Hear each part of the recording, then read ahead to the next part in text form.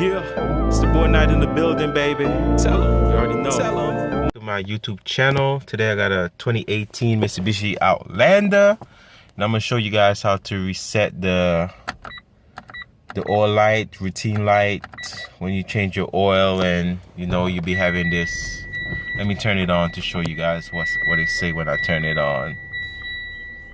It usually pop up and say routine maintenance require. That light I'm talking about. How to turn that off. Alright, first, this is the push to start model. So you basically turn off the vehicle.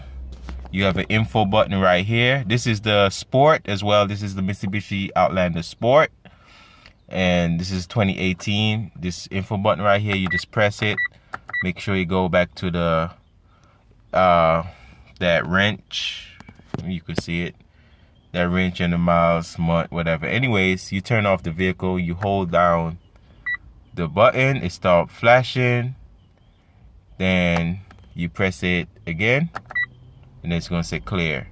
And that's how you reset the the routine maintenance light.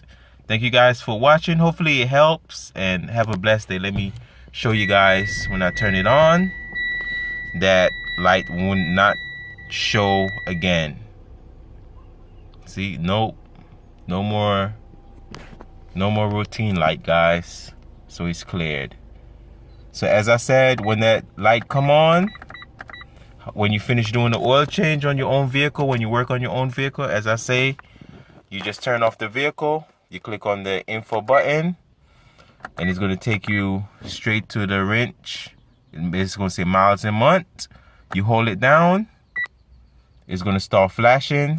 You let it go, then you press it one more time, then it cleared. And that's how you do it, guys. Easy and simple. Hopefully this helps. Thanks for watching. Have a blessed day and bye-bye.